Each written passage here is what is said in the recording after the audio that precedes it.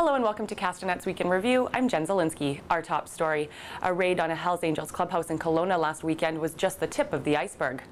At least 5 other properties owned by the Hells Angels were also raided throughout the province, netting $4 million in drug money, handguns, and assault rifles.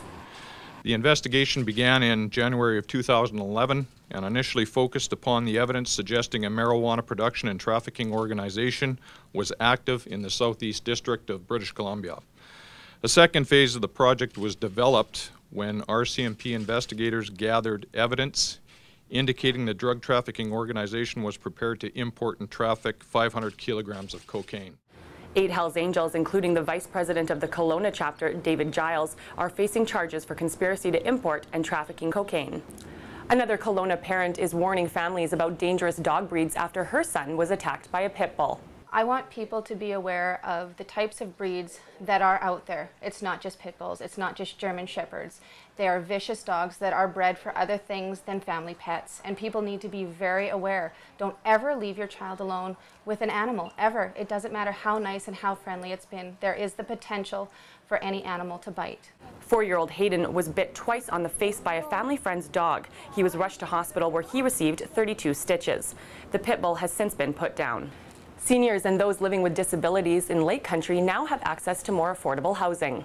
10 new units were added to an existing complex thanks to funding from both the provincial and federal government. This is about $750,000 put in by the provincial government as part of a $123 million partnership with the federal government across the country, and it will allow people to live in place, and they're great units.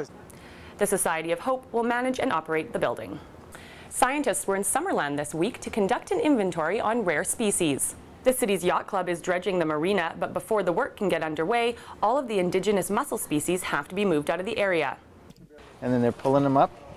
We're taking all the scientific data, that's the length, the width, the depth of all the species we're catching. That we're actually taking now, relocating about 50 to 100 meters from the basin. Over 500 mussels of 3 different species were found during the move. Well, that wraps up Castanet's Week in Review. I'm Jen Zielinski. Thanks for watching. Remember to send your news tips to news@castanet.net and follow us on Twitter @CastanetNews.